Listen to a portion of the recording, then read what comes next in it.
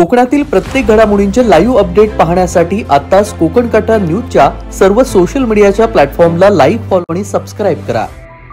खेडमध्ये भीषण अपघात झालेले आहे।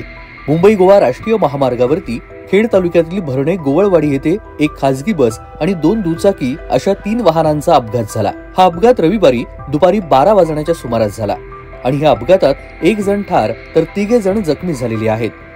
मुबीन हुसेन नाडकर वय 28 राहणार संगलट खेड असं मृत झालेल्या दुचाकीस्वाराचं नाव आहे।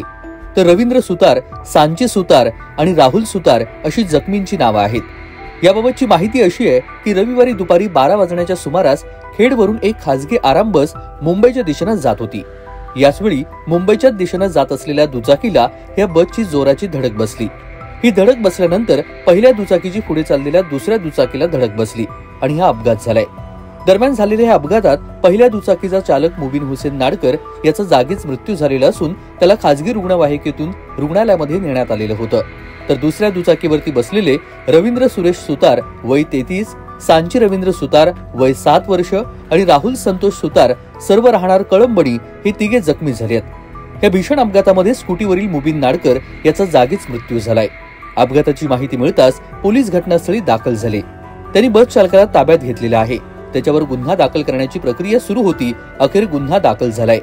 त्यांना खेड भरणे नाका पुलाखाली उभी असणारी श्री जगद्गुरु नरेंद्राचार्य महाराज संस्थान नाणीच्या मोफत रुग्णवाहिकेच्या मदतीने प्राथमिक उपचारासाठी उपजिल्हा रुग्णालय कळंबणी येथे दाखल करण्यात आलं। दरम्यान मृत्यू झालेला मुबीन हा परदेशामध्ये कामाला असतो। नुकताच तो गावी आलेला होता, मात्र हीच वेळ त्याच्यासाठी काळरात्र ठरली आहे। त्याच्या जाण्यानं संगलट परिसरामध्ये शोककळा पसरली आहे। कोकण कट्टा न्यूज, खेड, रत्नागिरी।